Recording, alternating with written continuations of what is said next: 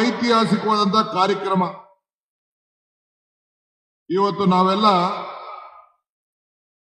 ಕೋಲಾರ ಜಿಲ್ಲೆಯ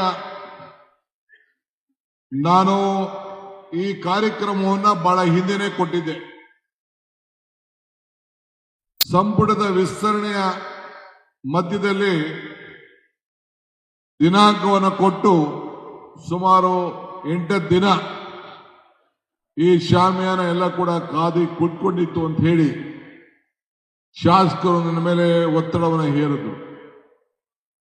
ಆದರೂ ಕೂಡ ತಾಲೂಕು ಮಟ್ಟದಲ್ಲಿ ಈಗಾಗಲೇ ವಿಭಾಗ ಮಟ್ಟದಲ್ಲಿ ಹೋಗಿ ನಾನು ಬರಗಾಲದ ವೀಕ್ಷಣೆ ಮಾಡಿ ಅಲ್ಲಿ ಕಾರ್ಯಕ್ರಮವನ್ನು ನಡೆಸ್ಕೊಂಡು ಬಂದೆ. ಆದರೆ ತಾಲೂಕು ಮಟ್ಟದಲ್ಲಿ ಇದೊಂದು ಪ್ರಥಮವಾಗಿ ದೇವಮೂಲೆಯಲ್ಲಿ ಈ ಒಂದು ಐತಿಹಾಸಿಕವಾದಂತಹ ಕಾರ್ಯಕ್ರಮವನ್ನ ನೀವೆಲ್ಲ ಸೇರಿ ಮಾಡಿದ್ದೀರಿ. ನಂಜೇಗೌಡರ ಮುಖಂಡತ್ವದಲ್ಲಿ ಏನು ಈ ಕಾರ್ಯಕ್ರಮ ನಡೆದಿದೆ, ನಿಮ್ಮೆಲ್ಲರೂ ಕೂಡ ನನ್ನ ಕೋಟಿ ನಮಸ್ಕಾರಗಳನ್ನ ಅರ್ಪಿಸಲಿಕ್ಕೆ ನಾನು ಬಯಸ್ತಾ ಇದ್ದೇನೆ. ಈ ಜಿಲ್ಲೆ ನಿಮಗೊಂದು ಚಿನ್ನದ ನಾಡು ಅಂತ ಹೇಳಿ ಹೆಸರು ಬಂದಿದೆ. ದೇಶದ ಹೆಮ್ಮೆಯ ಪುತ್ರ ಸರ್ ಎಂ ವಿಶ್ವೇಶ್ವರಯ್ಯನವರು ಜನ್ಮ ಕೊಟ್ಟಂತ ಭೂಮಿ.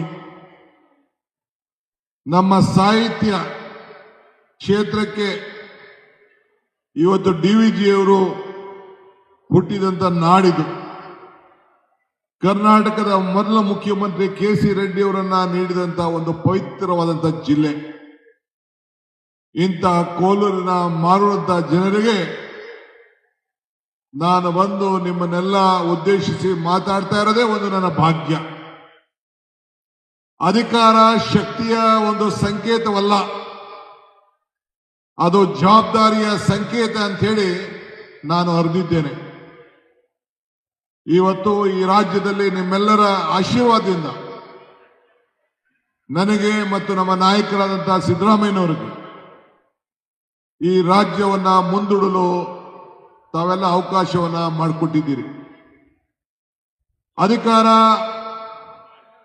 ಇದು ನಾನು ಸಿಂಹಾಸನ ಅಂತ ಹೇಳಿ ಯಾವತ್ತೂ ಕೂಡ ನಾನು ಅನ್ಕೊಂಡಿಲ್ಲ.